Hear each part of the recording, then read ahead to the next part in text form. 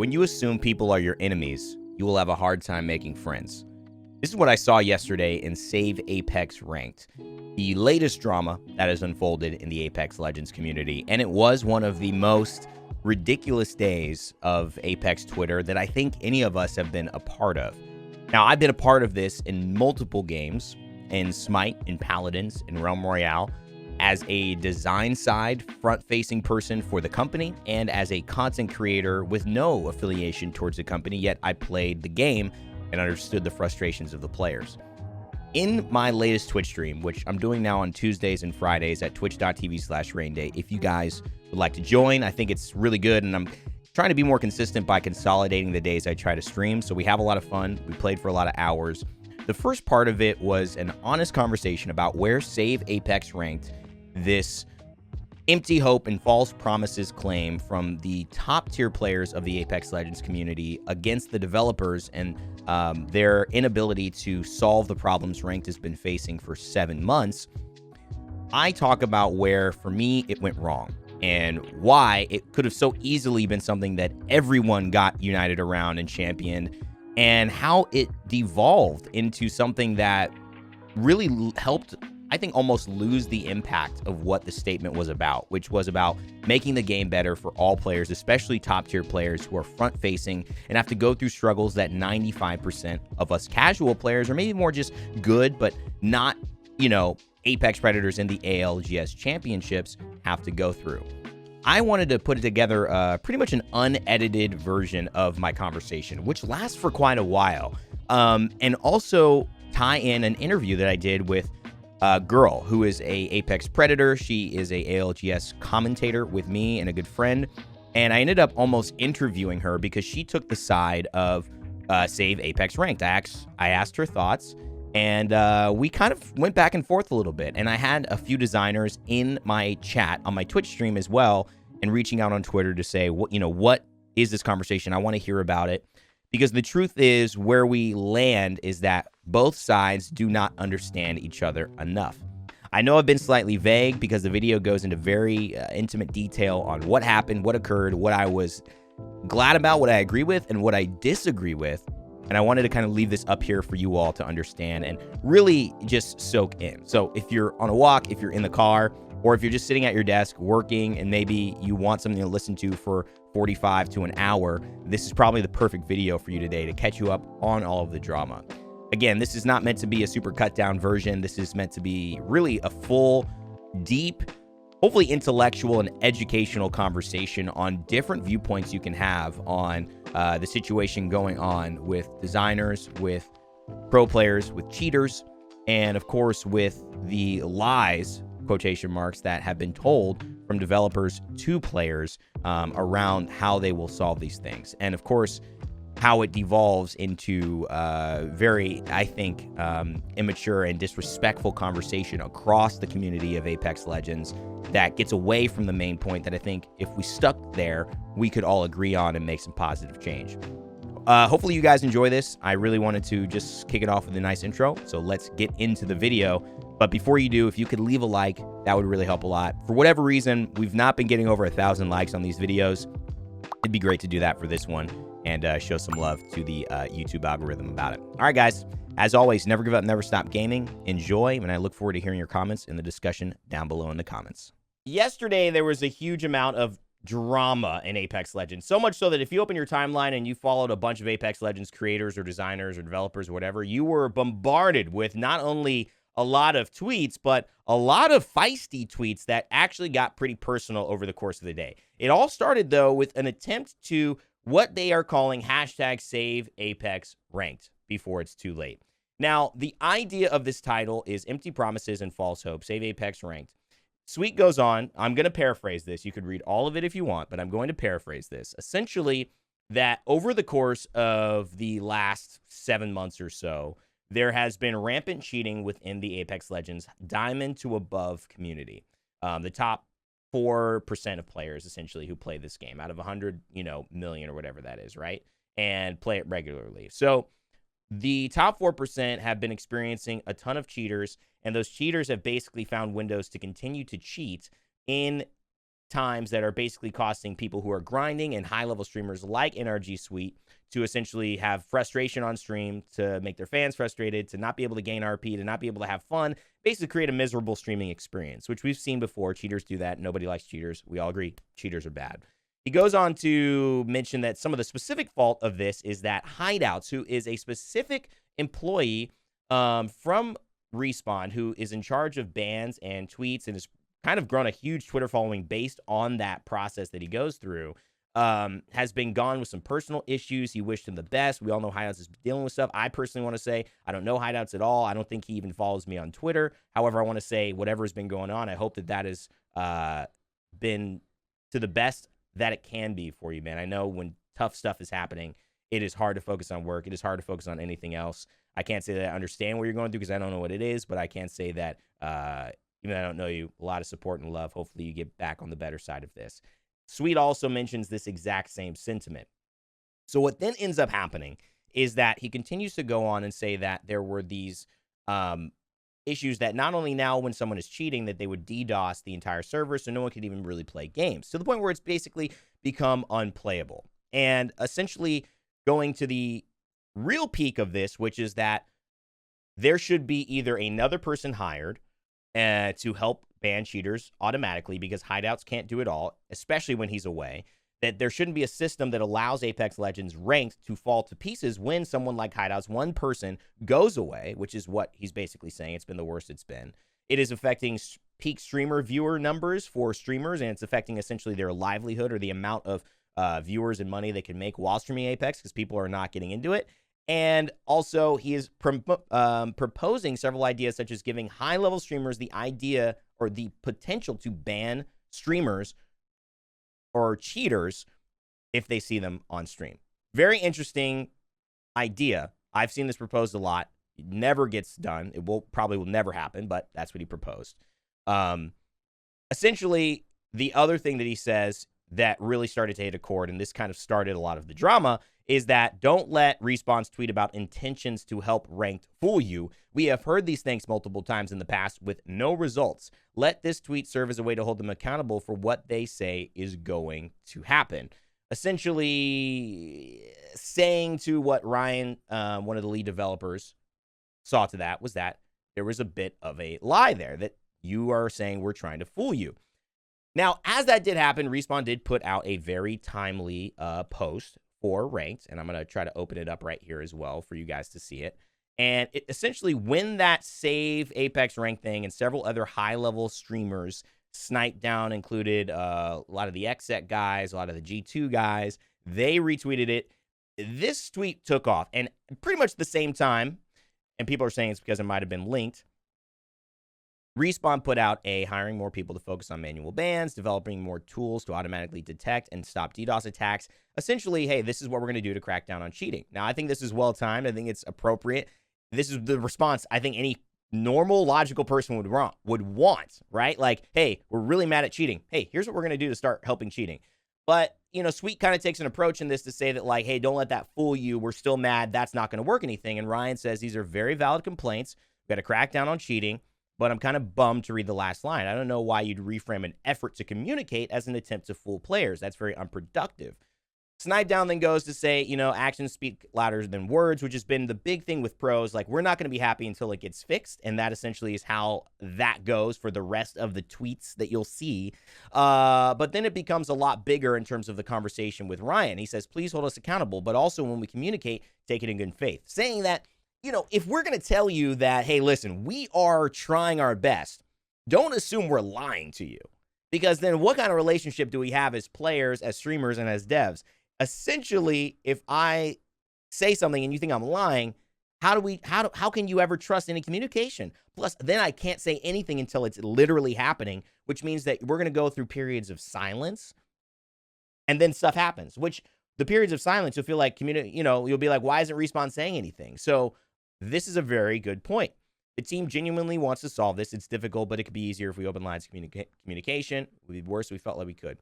Anyways, here's where things started to get into a place where I felt a little frustrated, and I thought I wanted to comment in some ways around it, because I think this entire conversation up to here is fine.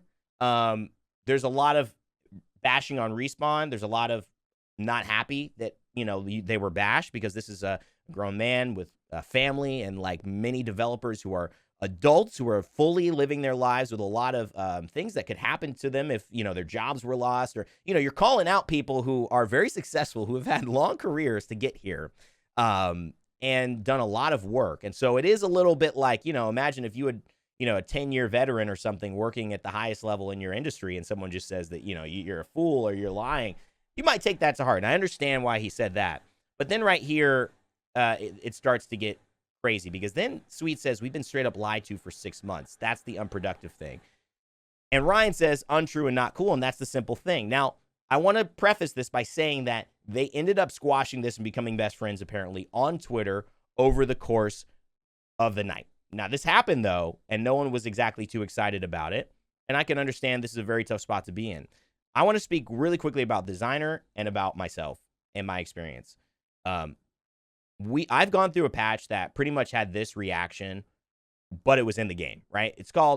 It was like in Paladins, it was like OB64. It was the worst thing ever. I was basically the face of Paladins at that time. I had been pushed to be the company face and representative, and it was one of the hardest times on social media. And what I learned from that experience was that there's literally nothing I can say that will satiate this moment for people. I just have to do my thing. And even doing my lane, talking about what I like, my own thing, still got hate. It's just what happens with these systems and the way the algorithms work on Twitter and the way that the engagement works, and more people will see these arguments, and more people who like Sweet and follow them will engage, and it's just going to be the way it goes. It's never really worth it, I think, for a designer. And we saw that again with a whole other thing happen. Thank you, Sensory, for the tweet. With a whole other thing happen with Daniel Klein, who we interviewed across my stream. And I thought that was a very interesting interaction as well. So anyways, I agree that this is something that, I think you cross the line here. When you say someone's lying, you're talking about their integrity as a person, as a man, as a human. Intentionally lying is something that this society doesn't really tolerate, right? We don't really accept people and put them in positions of status if we know they're liars. And so, as somebody is, outside my window doing construction or something, I agree with feeling very hurt at this moment, and I feel like this does not take the conversation to an elevated place, which is where I would hope, both would then look at and say, okay, we need to change this.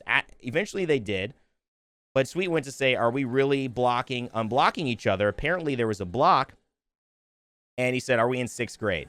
And this started to get to me a little bit derogatory. Not only the fact, Kenny, thank you so much for the raid. Not only for the fact that we're talking about selling someone, again, in a position like a lead designer position at Respawn, which is a game that we all, makes Apex Legends. So this isn't here without Apex Legends being made, right? None of this happens until Apex Legends is made. So there's an immense amount of respect that has to be given in these combos, right? I wouldn't, to me, that's where it struck me as odd. Like, why is there not an initial level of respect being given to individuals? Even though you're upset, I still understand what you do and you understand what I do. There should be mutual respect there. I felt like it wasn't there. And then, basically saying that he's in, what are we in 6th grade? To me, that I don't know. That was a level that I said, I feel that that's a bit of a dig. And I feel like because this is working, obviously he's a huge content creator. He's going to, get liked and out retweet anything that a developer says who hasn't built an actual audience. This is just a tough thing to see and watch. To me as a content creator, for me, my position, it'd be tough to try to have a conversation this way, knowing that that's a person on the other side. On Twitter, sure. A nobody, sure. On Twitter, you might get mad. You might just say things. But, I mean, this is a really, they are connected. Luckily, they ended up finishing it off. I'm just saying. But this is a lot of drama happening yesterday. And I think that what we're missing is that there's nothing being done in this communication except these two people getting mad and Twitter going crazy and saying Apex Legends is bad. So, to me, this is where I felt that we got off yesterday. And I said, well, I can't even comment on that because there's so many things going off and wrong about it. Now, in a completely different scenario,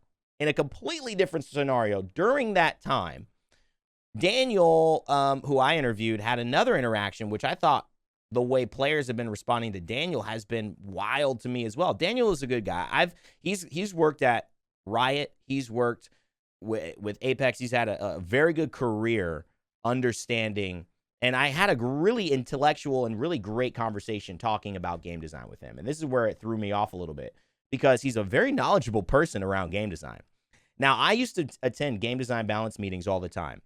And I understand the pitfalls of looking at stats too much, but I understand the benefits and the things stats don't tell you. What is the problem here? Players have so much experience and no statistical information. They play every day, but they have no back-end information on stats, which is very important and very illustrative in terms of what is actually going on within the game and can give you a lot of insight. Designers, because they have to design this game, they have to work. They're working so hard, so much. I mean, designers, they're getting in at 7 a.m. They're leaving at 10 p.m. I'm telling you, it's ridiculous the hours designers put in. They can't come close to playing as much as someone who plays 14, 16 hours. If they play 3 hours a day, that's a lot for a designer during a workday. Like it would be for anyone who had a full job to then go play a video game for 3 hours when they got home. That's a lot. And if you have a family and you have kids and you have other responsibilities, like taking out the trash and cleaning the kitchen, right? I mean, that's hard. It's a lot of time. The problem is designers, they don't, they have these stats, but they don't have that experience that the player has of playing every day. So these conversations typically are moot because unfortunately, it's very hard for either one to have the innate experience that they're both teaching about. And so basically their thoughts aren't being kind of heard.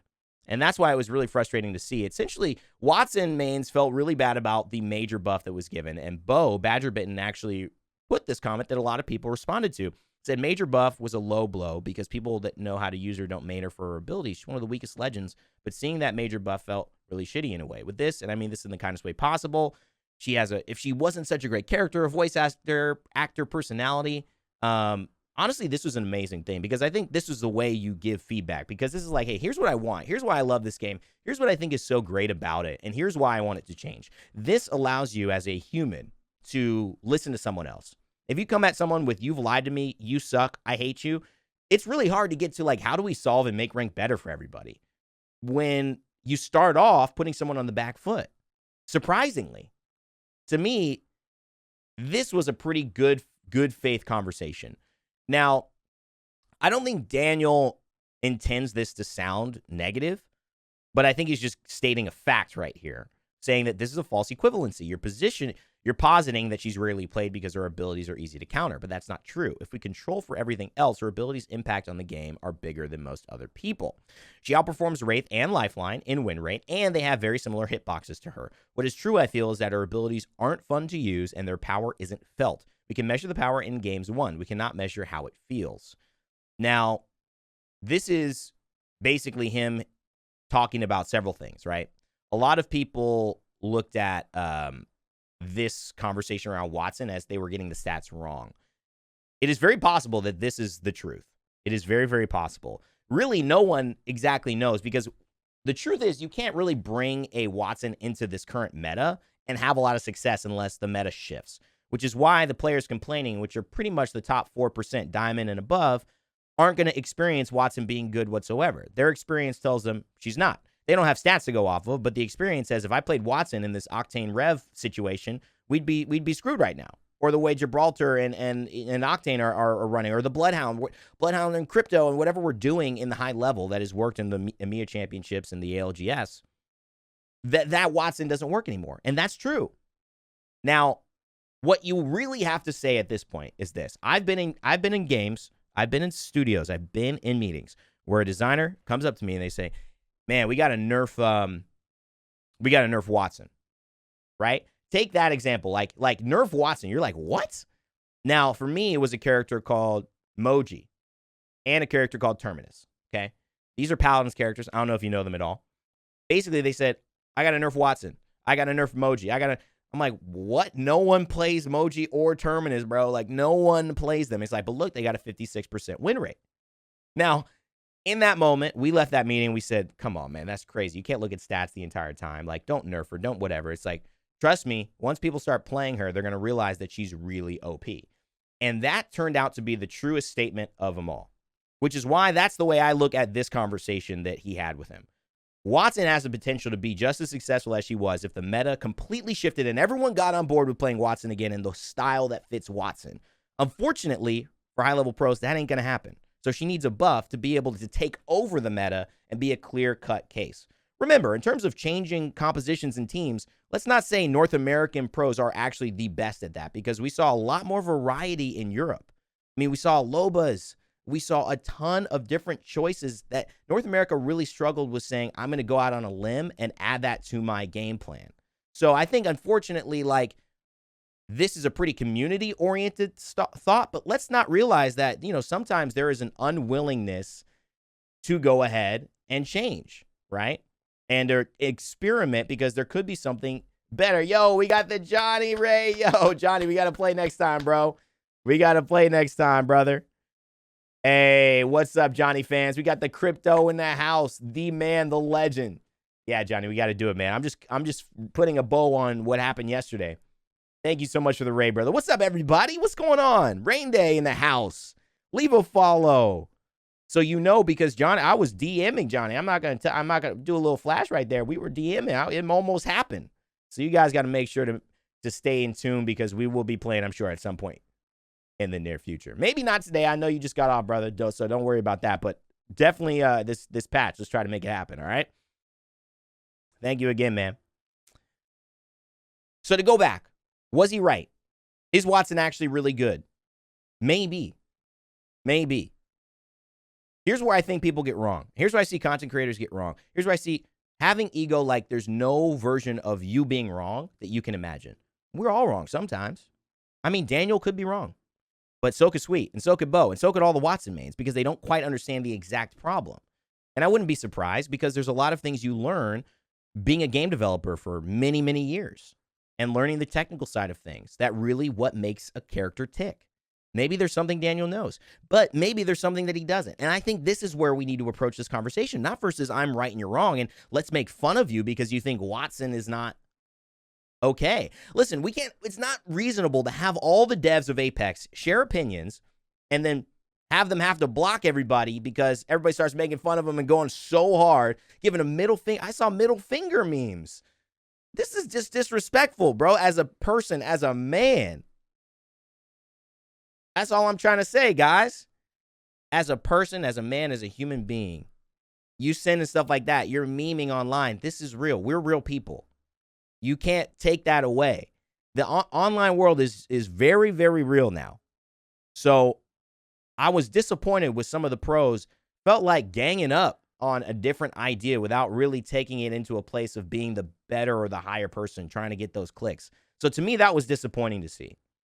I've seen it a lot. I was just saying, I think that was a disappointing route to argue, because to me, when someone says something so odd that doesn't make sense, I want to listen. I want to know why they think that, because it doesn't make sense to me. So I say, listen, I kind of understand a lot of things off the bat pretty well.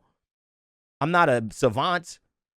I'm not even a genius, but I feel like I keep up pretty well. But I don't understand that. Can you please help me understand what you're saying?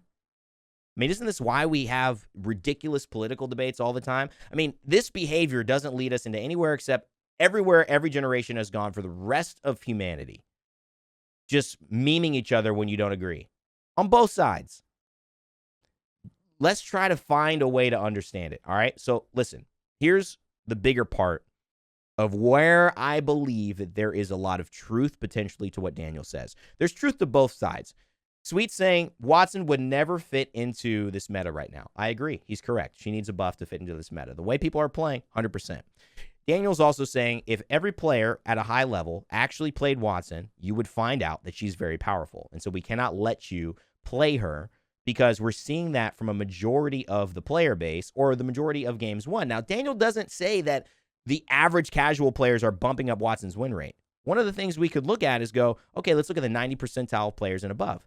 How is Watson doing? Which I'm sure Daniel has done, which most designers do, to see how is she performing at a high level. I'm sure Watson still wins decently. Does it mean she's the best character? No. But she has a strong kit, you can tell, on a base level. It's the same thing with Lifeline. Lifeline's not in the meta, right? But Lifeline's hitbox and Lifeline's fast heal gave Lifeline. Lifeline has never been a pro character, but Lifeline won a lot. Why? Because she had a very strong kit over the course of a long form of statistics. Healing faster than everyone else on the map will constantly get you better opportunities to win your fight and constantly make sure that you win more encounters and more games more over the course of time. That's just what it is. Can you feel that in the actual moment of a final 3 as much? Maybe not. Can you hold up a building with that? No. But I do think that that's something that makes it a gray line to where we have to say maybe, who knows? Really, we're trying to figure it out. And that's where I think we weren't. Honestly, if every player right now started playing Watson and went to a Watson meta, I'm sure Watson would be fine. And I'm sure you would see that Watson was good. That's honestly my opinion, because that's what I've seen in the past. You see those characters I said were nothing? They weren't played? Here's what they did to get them played. These characters literally had like 56% win rates and 62% win rates. Like, if you pick Terminus, you have a 62% chance to win your game. And then I started playing Terminus. I'm like, dang, that's why. Like, he just doesn't die. This dude just doesn't die. And no one was using him. And they do little buffs. Here's how you do. You do a little, like, conceptual buff. Like, Watson now gets to carry 3, ultimate accelerants. Or she charges, 5% faster. A little something to make people, like, look at Watson in the patch notes and start thinking about her. And that's it. And then better players start moving over. I've also seen characters at a 50% win rate, and suddenly one great team plays that character in a unique way in the meta. You guys have seen this, right? Suddenly, the next month, every high-level player wants to copy that one superstar pro player, and then what we see in the statistics, that player jumps to a 58% win rate. Why? Because their kit was bad? No, their kit was a 58% win rate potentially the entire time. No one was using it the right way. People act like we all know perfectly in the sandbox of a game how to use every character perfectly all the time. If that was the case, everyone in this conversation would be ALGS champions. It's not true. Everyone doesn't know how to use every character perfectly. There are still things we're all finding out. That's why it's a game. That's why it's fun to grind. You're learning. You're getting better. So I'm not going to even get into this because it all goes into the same thing. I was upset with seeing the way that people were responding to Daniel. I thought it was just disrespectful, and I thought it wasn't very enlightened at all. But now I have to say that that's the conversation that I've had. And ultimately, what do we need from this? Let's just be better at having these conversations in a way, again, without having so many people have to go through the muck and the mire of being insulted and being hurt and being, almost ego challenging one another. Because that's not the point. The point is to find the truth of it. Because what does everybody want? They want Watson to be fun to play, right? Okay, cool. What does everybody want? They want rank to be fun to play. Cool. You think there's more value in all of us coming together with earnest intentions to actually make that happen with really constructive, good feedback versus getting all of our audiences involved, sending some of the 5 most followed Twitters, streamers, all in Apex to and their audience? It's not even the streamers. If they were saying that in a vacuum, that's an awesome think tank. But it's just the way the audience goes, man, that boom, boom, boom. It becomes a very toxic place to share your thoughts and actually have and cultivate good conversation and make the game better. I'm telling you, I've experienced this, and basically it just makes you kind of want to run away. It's a tough job. I have so much respect for people who do game design, and I have so much respect, too, for those conversations that I wouldn't have known or wouldn't have been able to have had I not been around friends and that process for many years. I do want to say that we all know that cheaters needs to be improved. We all know that, everything can always be improved, especially in a game that is free to play. And I think that earnestly everybody is working on that. I think these guys and gals and everyone who's been working at Apex have guided the ship so eloquently and so effectively to 100 million players, to a game that has such a long vision. Let's honor that. So we treat them with good faith in these conversations, even though it's been a while. Not everything comes quickly, man. Who's to say that 9 months is the time we stop, we put a line in? What if it's 12 months and it's all perfect? You never know the timing of something. So there's a lot of work to be done. I don't think any game in the world has ever solved cheaters permanently. So until that standard has been applied, you have to always assume that it's a work in progress for everybody. Dare I ask how you're feeling about the last 24 hours of Apex Legends Twitter? Oh, yeah, you sure can. As a player that has, hit masters or high Yeah. ranked quite often, I certainly can agree that it's been very rough the past at least 3 splits with the DDoSing, the cheater situation. There's just been a lot, but having to like being a content creator that likes to rank grind. Mm-hmm. I definitely understand everyone's frustrations, and it's been a long time since we've been dealing with those. Mm-hmm. And I really like the action that everyone's taking to, promote awareness of what's going on with us Mm-hmm. and that we need help too, because not so many people have hit diamond or masters or predator. So the ones that do face all these struggles and maybe the ones that don't know about it or but Mm-hmm. I maybe it's a smaller base of people that get to those high ranks, so maybe they're not trying to fix it as fast. I don't really know. I can't speak on behalf of the developers. Mm-hmm. um But yeah, like I would really like it for it to be fixed because some of the higher tier players are the players that have been playing since the beginning of the season, right? Like at the beginning of Apex, and we put in Mm-hmm. a lot of time, and we deserve to be taken care of, Mm. just the same as the newer players as well. Yeah, Yeah. I So like that. so your comments were spot on. I think they're pretty much only around really just the initial statement, huh?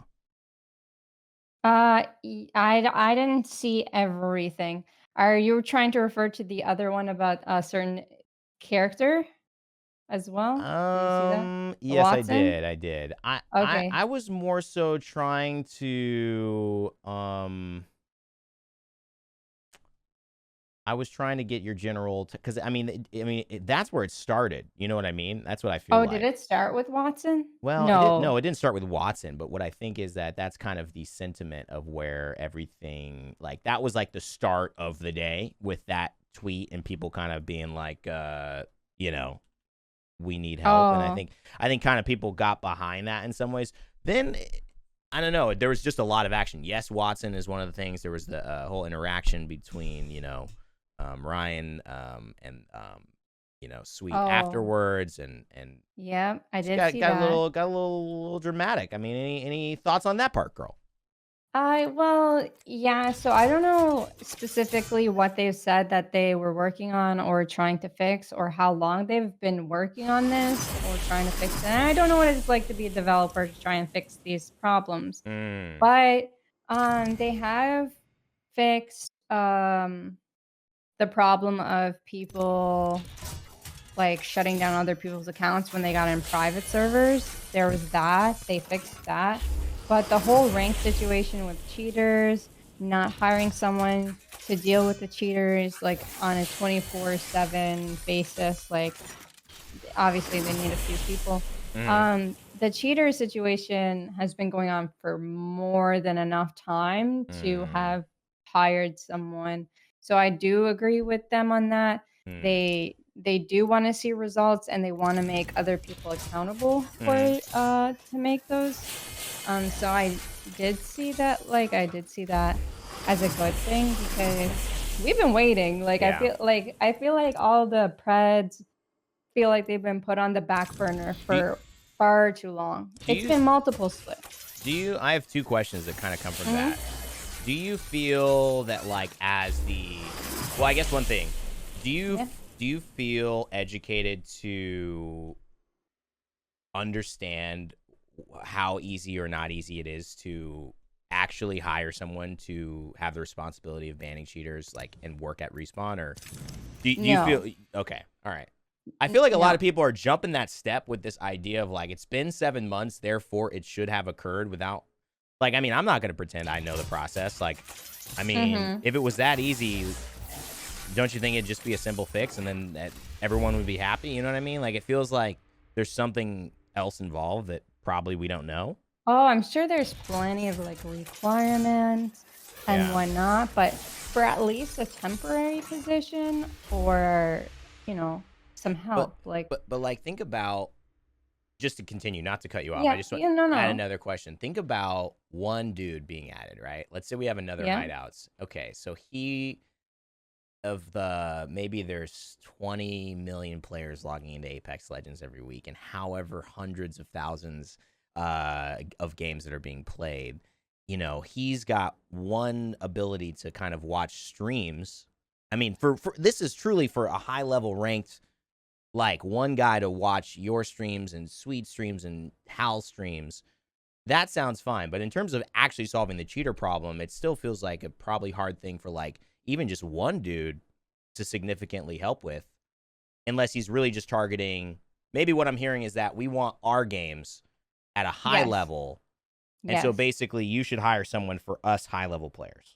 yes, Okay. because the higher level players are the players or some of the players that play this well, that's where you find the most cheaters, first of all. True. That's where people, pay to True. get, whatever.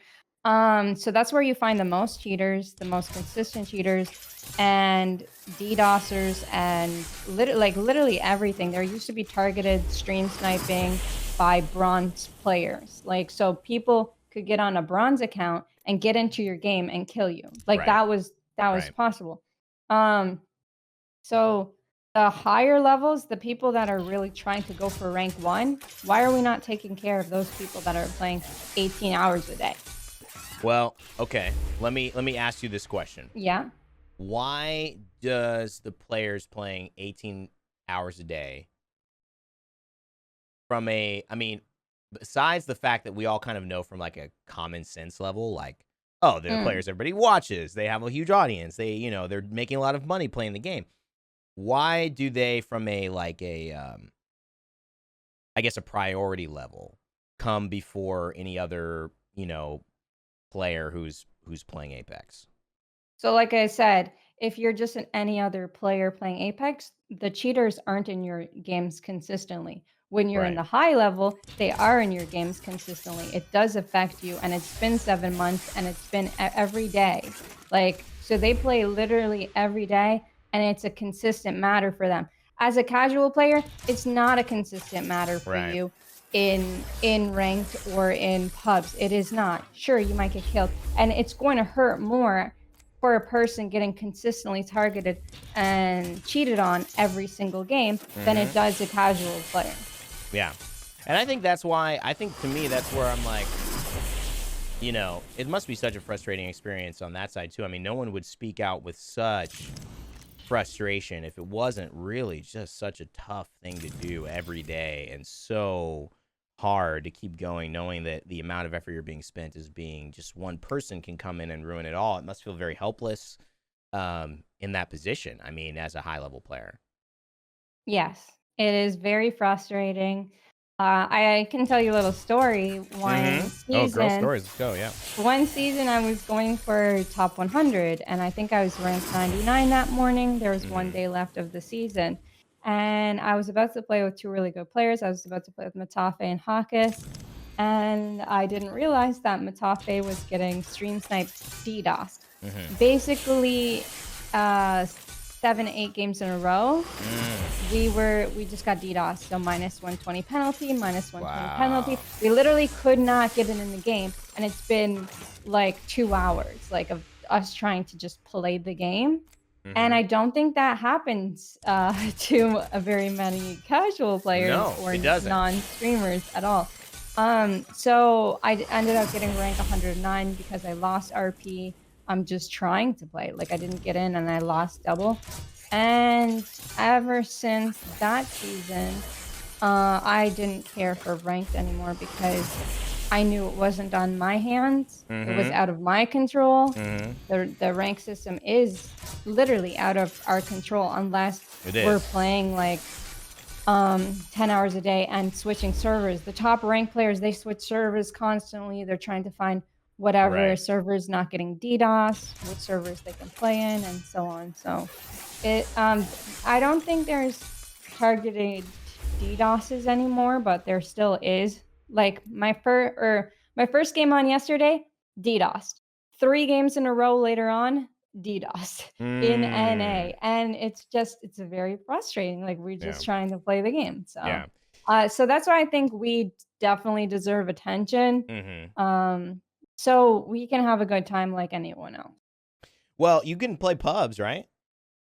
Oh yeah, we can. We Okay. definitely can play pubs, but pubs it does not give you like the competitive satisfaction No, no. for a 3 stacked squad that's like all pro players. Of course not. You're not going to have fun because you're so good. I mean, basically what's happened is you've scaled yourself into such a high level of play, especially when you're working with other people who are at that level, that pubs will be Mhm. no challenge and the only challenge would be ranked, but ranked isn't good because of the situation. Now, we have to I think this is your side, not your side, but I really think this understanding of what is going on with the ranked side is very understandable. But, for me and my awareness of both sides, it is a little bit tough to have a lot of people, especially from a streaming perspective, not quite understand the development side yet speaking so confidently on it. Do you think that, I mean, I Mhm. feel like that to me is where it goes disconnect because I think there's a lot to learn from both. Like, I feel like everybody can learn from each other because there's no way developers have the experience of what you're talking about because they're not good enough to 3 stack with predators, go into a rank lobby and have this happen all night long because they barely have enough. I just got the Revenant heirloom, by the way. They barely have enough time to go ahead and do that, right? Uh-huh. But let alone they don't have the Coming to you skill. live from an island. So What's poppin' dog? thank you, Jada. Appreciate it. So that experience is not something they can have. You guys have that. The other thing though Yeah. is there's just so much conversation on what is happening behind the scenes that I think is it's mystified. Oh, 100%. And Um literally, unless I don't know, I mean, maybe I don't know what it is, but it just feels like there's this insane level of overconfidence on if imagine this. Okay, I think I'd have as equally a difficult time if you told me, okay, Evan, you now have to go be the lead designer of Apex and do all the database oh, changes and have all this me. Okay, I'd I be feel like fired. if you switch any streamer with that, they would equally fail as any dev going into a Predator lobby, right?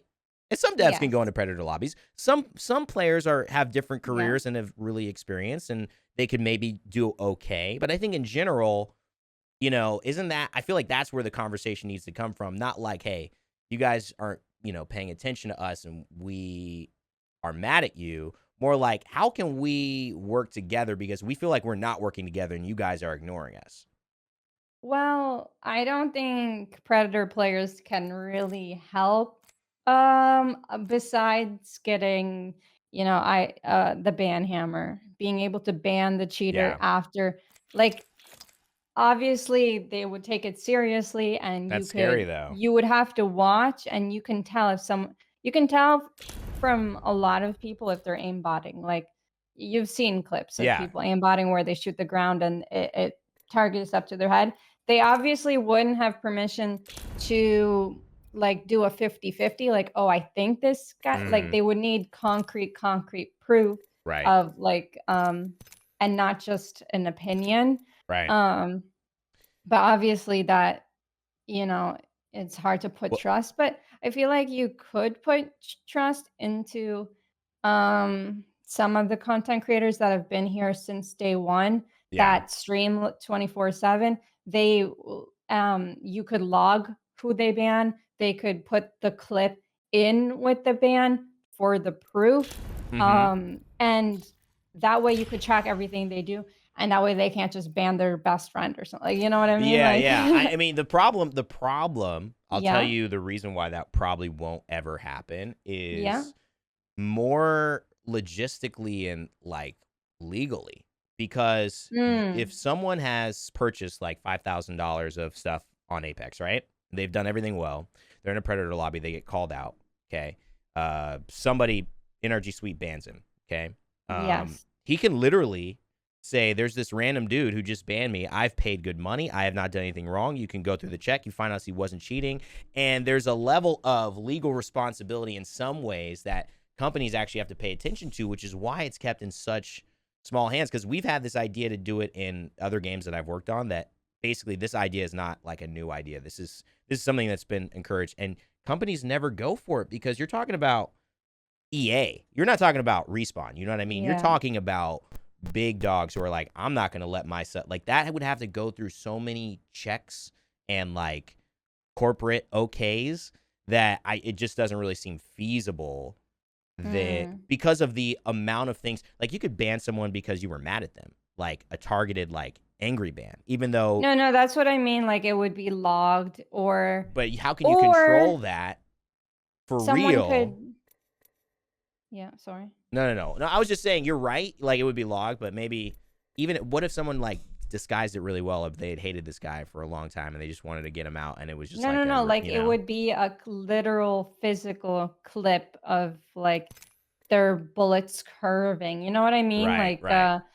and all headshotting or Their something. bullets Like at curving. least yeah, like at least get the hardcore cheaters out, I agree.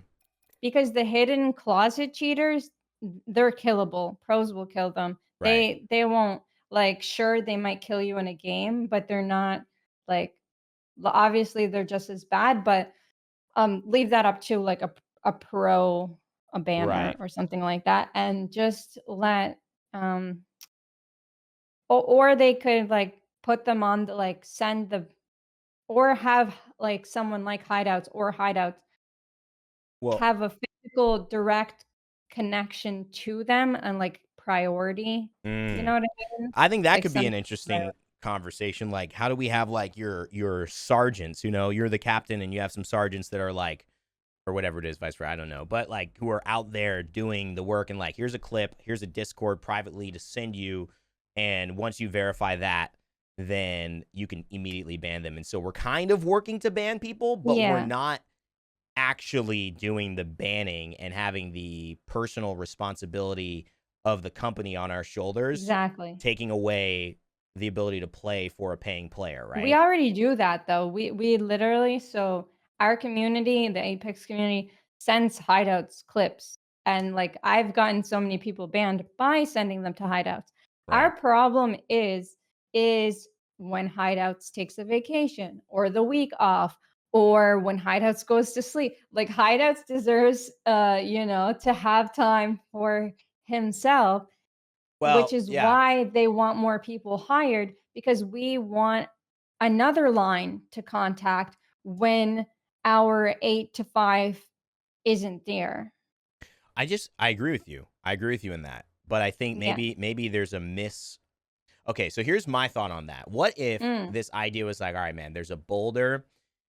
There's like 7 boulders that fall down in front of our gate every day before we go to work. And I have to manually remove them before I can even get my car out and go to work. And I'm going late to work all the time. I don't know where these boulders come from. They're coming from the sky.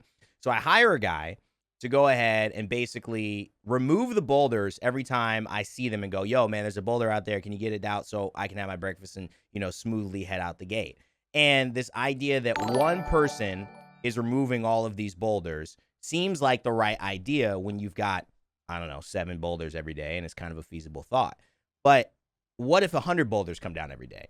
That's not really a good plan to have one dude or maybe even 2 dudes trying to move 100 boulders. You might need a whole different machine or a whole different mechanism. Maybe you need to build a new roof that catches the boulder, rolls it half a mile down the block, right? Because the idea is that maybe one person being in charge of the answer of banning all these cheaters isn't like a feasible plan to deal with cheaters realistically. Like, I don't see how you can scale up the amount of cheaters that exist in the game like this for how big it is. Like, I don't even feel if Hideouts is there, he can get to everybody. So trying Yeah. to do that when it might not have the long term like ability to be a good strategy, maybe it's better to like look at what's another strategy. Like, maybe I don't know, maybe it's the software. I mean, there's got to be different ways to combat cheaters that are being investigated versus just like manpower. You know what I mean? That's what I feel like is the one thing that, I don't know. So That's my thought. I do understand what you're saying. So the fact, like we talked about earlier, the fact that it's been 7 months of us dealing with cheaters, um, like if we had someone on that gave certain ranks or certain people some priority, it's not like they're going to get rid of all the cheaters, but at least they can get rid of the ones that are boosting in high rank and just Most the ones that egregious. are targeting, yes, the worst ones. Yeah, And then and that's then true.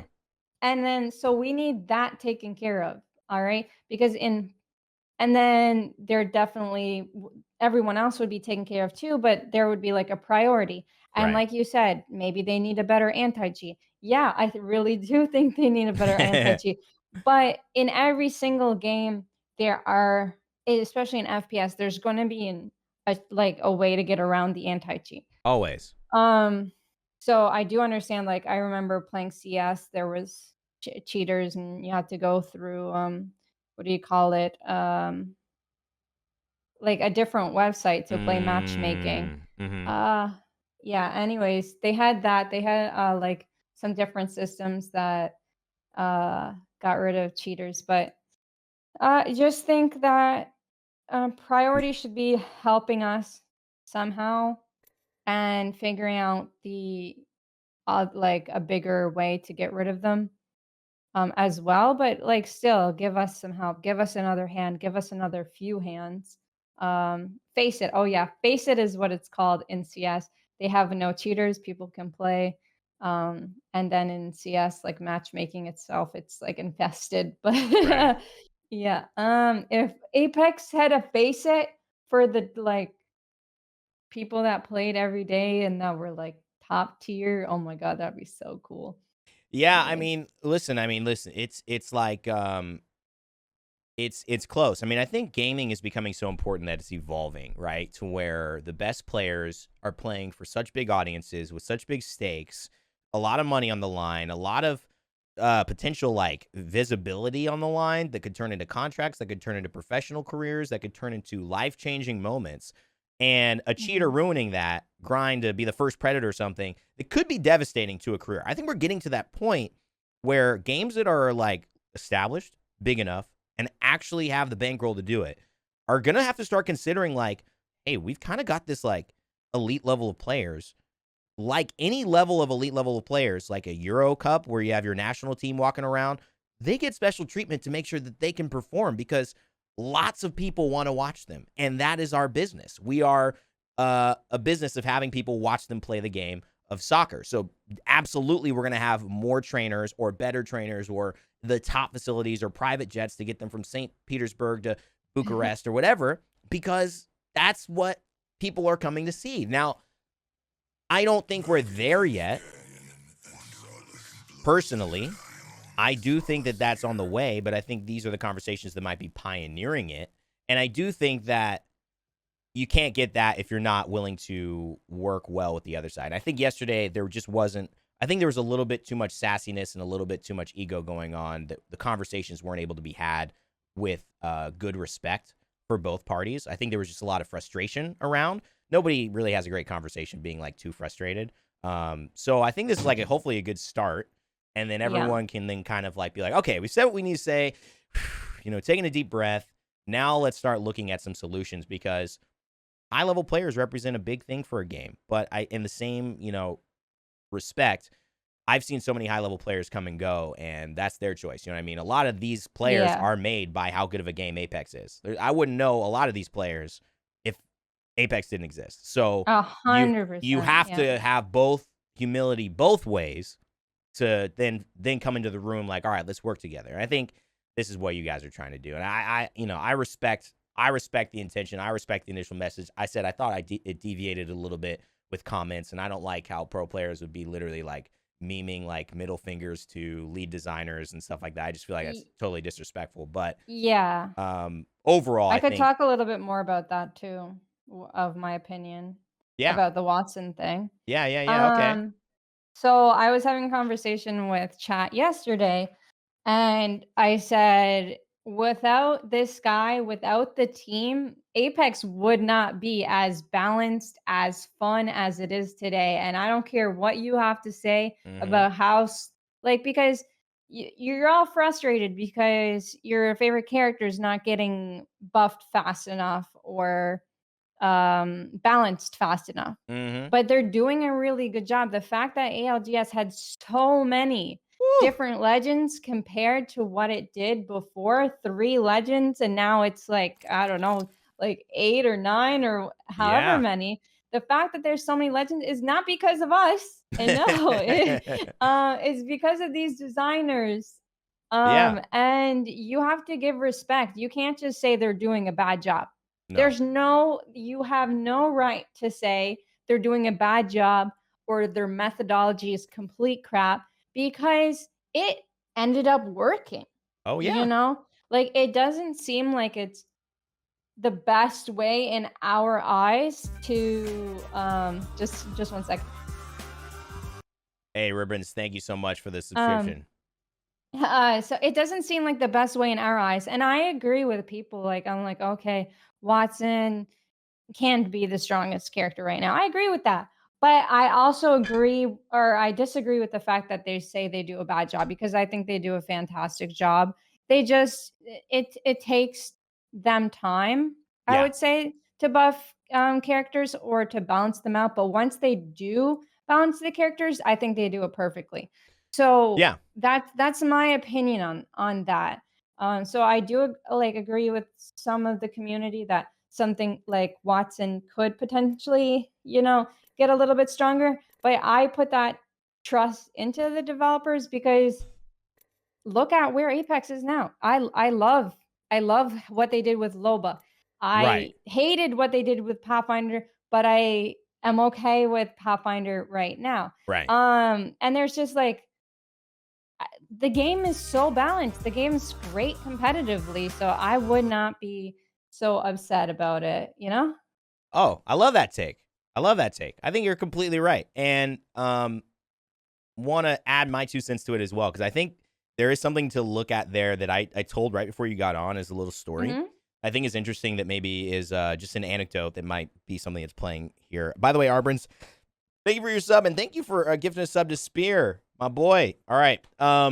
So okay, so one thing that happened to me and that I was looking at Daniel's comments was clearly like Watson is not a high level character right now. And Mm. yet we were able to see a lot of discrepancies between what people thought were successful high level characters just by watching North America and EMEA, right?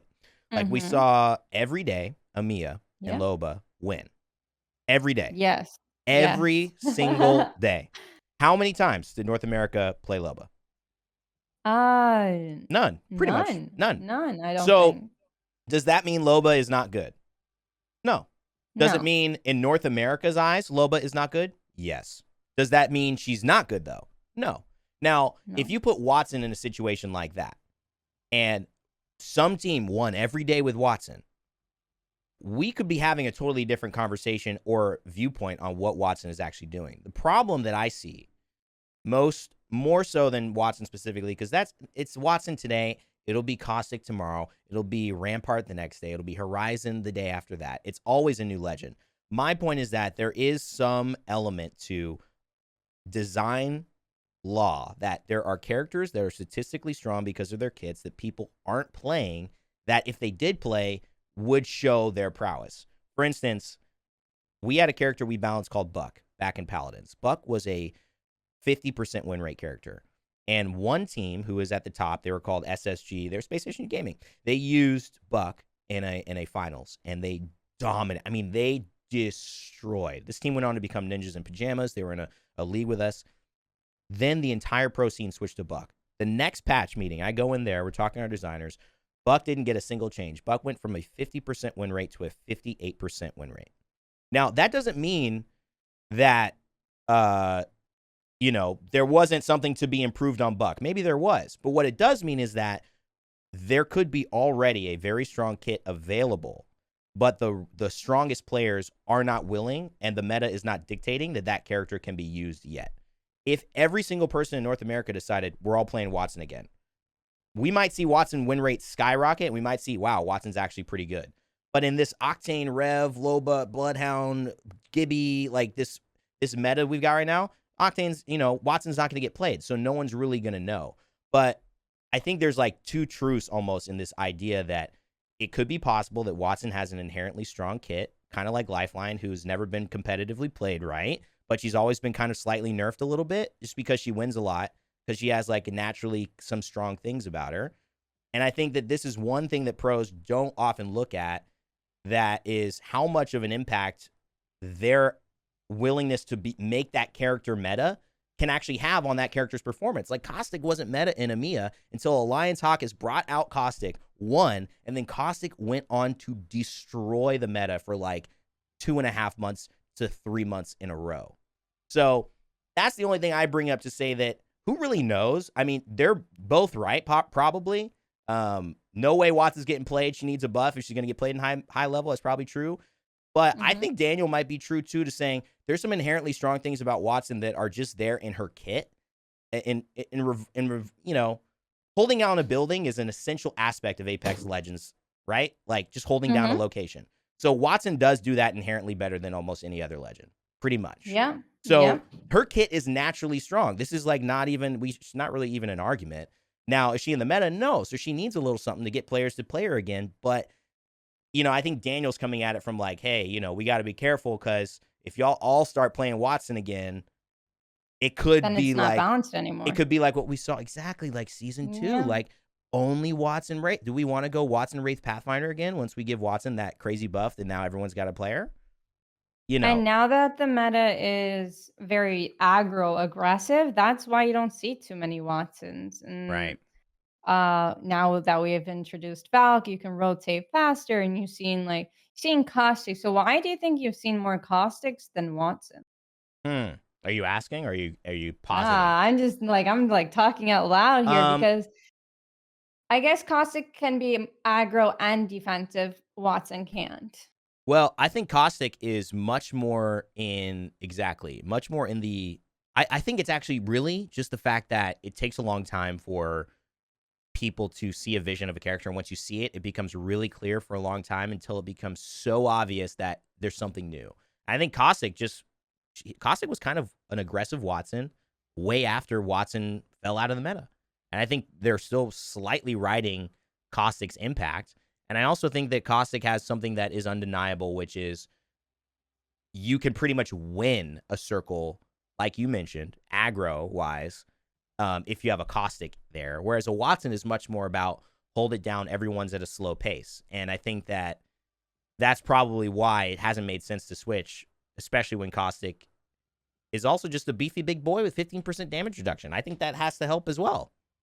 And someone in chat mentioned that environmental based, Caustic probably does better in many different situations, where Wattson's typically better near doors and houses. Yeah, so the environment also different. So anyways, it's cool. Very interesting. I really like that take, though. I think you're definitely right. People think it's a little bit slow, or she's not strong, but the meta has changed. So her kit isn't strong for the meta, but they're not going to go and give her grenade launchers. Well, we know that doesn't work because Fuse ain't in the meta either. So definitely don't give him a grenade launcher. God damn. True.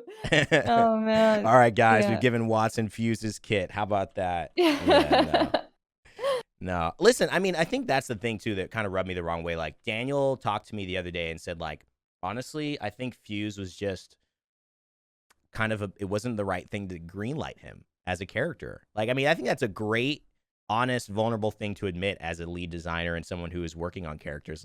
This was maybe a mistake, and now we're kind of trying to come back to it. We love Fuse as a character, but it's really hard for an ability-based legend in a game where we have already commented we don't want abilities to do all the damage to be successful, because he's either OP or he's not good enough. And because he doesn't provide utility, he provides basically big ol' AoE, bursty explosions. So to me, those conversations, and I mean, I know all those pros didn't have that chat with him. I talked to him for an hour. I interviewed him, but I think Yeah. like I have good faith that he's coming from a very experienced and also a very like in pretty good look at the game so far. He isn't, Yeah.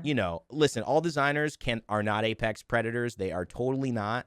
Totally get that. There's some things they miss, but I mean, it's not really even an argument. I think Watson has some of the best natural. That's why she was so good. She came out, she held buildings. High level ranked is all about, and ALGS is all about holding buildings and being top 3 and like surviving end zones. Like that's all Watson does. Like, of course that's strong in this game. Mm. She didn't lose that. So question is, the meta's just evolved around her. What will happen next? So what really triggers the general public is, and like not the general public, but people that play the game, is Mm, that they see that Daniel uses win rate and they know from experience that not many people are playing Watson.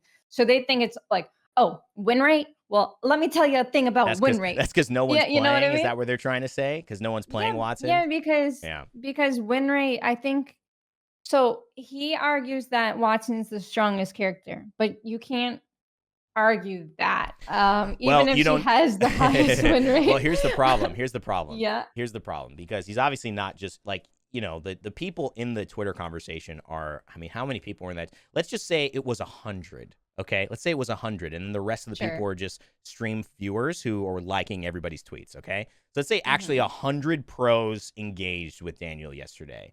Yeah. Think of how many people are. This is a game. It's got 100 million players. I mean, even if you have like 100,000, right, that aren't in that Twitter conversation, that aren't streaming on Twitch, that play Watson, that's enough of a data pool. Now, if he's saying that, hey, listen, nobody plays Watson, therefore she has a high win rate and not giving us that info, of course that's ridiculous. Everyone knows that. But that's also you're jumping to the conclusion he doesn't have enough of a data pool. I mean, maybe he Mm, does. I don't know. I haven't seen the data. I truly yeah. don't know. So maybe it is that Watson on average just actually has a higher win rate. It would not surprise me because the things that determine win rates are stuff that Watson has. Typically, Lifeline had a higher win rate because what is the biggest indicator of win rate? What's the biggest tweak? If you take low profile off a character, that character's going to win rate is going to jump up. If you give a character a bigger hitbox, that win rate is going to go down. These are just standard tweaks that you'll make in game design that 100% will make a character win more or less. And then you go to their kit. Does a character have healing? Then their win rate will typically be higher. Does a character have invulnerability at any point in time? They will probably have a higher win rate. Do they have excessive mobility to be able to get out of situations that other characters who don't have mobility do? These are all like tinkers that you basically, if you give a character all of it, you'll have a character that will probably be a very hard character to balance or always a very strong character. Kind of like where we've seen Wraith forever, right? Because she has invulnerability, she has decent movement, and she has a small hitbox. And so they've always tried to balance Wraith over the course of really 7.5 seasons. She stopped really getting a lot of touches like season 8. But Mhm. but I think like when you look at Watson, whose main kit that was always successful, that doesn't. I mean, I don't know why that surprises a lot of pros. Even though they're not playing her, I get that the meta doesn't dictate it, but I don't get why they're surprised that she has a high win rate. Like, considering they know how. Well, the argument was Watson has a high win rate, so she's the best character. But Right, right. you That is really not a good can't say argument. that. Right. That's not a Yeah, good argument. No, you no, can't say that. no. I agree And with you on I that. think you can't really like yeah. And now that the game's so balanced, you have to think of best combos and not just best character because Revenant's not going to True. be any good without Octane or Right. something like that. So but yeah, no, it's all good. Like, some people assume things or they see someone word something wrong and then a big fire starts. But I definitely agree with uh, you. Like, I do trust the developers with the legend balancing. Sometimes I personally, like with Pathfinder, because Pathfinder was my main, feel like it's a little bit slow. But in the end, it works out. And so all the Watson mains right now that play and love Watson because she's cute, they love the voice actress, and yeah. everything like that. they just every day feels longer for them because they want their Well, main to well, be buff. this is You this is know? the thing. You can't Yeah. you can't have it all. And You that's can't you have can't it have it all. all. You can't have Watson dominate Apex Legends since her release for like a Yep. year. You can't have that and then have her strong again. Like, everyone goes through phases, right? Yeah. Caustic mains had nothing. And then they had the era of Then they had Caustic. everything. Oh, that was so Pathfinder fun. mains had everything. Then they lost it again, Yep. right? This is the way it goes. Yeah, that's Don't true. be a That is baby true. online and complain that your guys, they'll be back. Come on. There's a little bit of baby going on there, but I do Yeah. agree that, like, hey, it's been a long time. So I think that's reasonable. It has been a long It's been time. a long time, but at the end of the day, I mean, what? I mean, think about We this. have a great game at Think the end of the about day. Mirage mains. How must they feel? No, It's there not is like no Mirage such came thing. out and was OP. Right? There's no such thing. He's never had his heyday. Watson main's out here cutting lines. It's like you're going back for seconds, and Mirage is like, yo, I'm still in line, man. You going back for, oh, hell no. But the developers did say that they don't want to like aim for every legend to be ALGS material. Some legends just don't have the kits to be ALGS material. I agree. And they are okay with that, and I'm personally okay with that too. With the fact that we got so many though, that was really surprising and it's really nice. But they're not going to aim for every legend to be ALGS material. They've already said it. Some kits are just kits for fun, like have fun, slay out, do your thing. So That's funny, man. But Watson's. I'm telling my editor to go clip that and put it on TikTok because I feel like, man, Watson's really trying to trying to cut in line. That is actually really funny. I'm just thinking about that. Oh man. No, it's a good discourse though. I think Yeah. I think it's important. I think, in many ways, yesterday I think created conversations like this being possible and people being interested in them. And the biggest thing I would say to viewers of mine and viewers of yours is don't go into stuff blind following what people say. I want everyone to do their due diligence of their own thoughts. I mean, we can have a really honest and good conversation around it, but I just think like it's so hard when, I mean, that's just the way it is online. I mean, that's just part of it. So I'm not like trying to change online culture with, memeing and just, trying to ratio people and stuff. But I just think it's so much better to be able to actually talk about it and then be like, oh, damn, I wasn't thinking about that like that. And also, have you thought about this like this? Oh, no, I wasn't. All right, cool. Like now we get it. Now we feel good. We feel heard. And now let's move it. You know what I mean? Yeah. 100%. 100%. Like I've always had my own opinions. That's why I don't quickly ride the train, but with the Save Apex ranked, like I can feel the difference in the last few months. So I can agree with what they're going for, definitely there. There's a lot of hurting going on up in those ranks. So Yeah. yeah. Yeah. Yeah, I get it, man. I As get long it. as it's in a nice in a good manner. And I think a Well, lot of the devs I've seen a lot of the devs reply, it's like they love the passion of the community coming yeah, together because they love the game so much. that's a cop We out. all could have quit Apex. We all really That's could have true. quit That's true. Apex. But we love Apex so much. We just want it saved.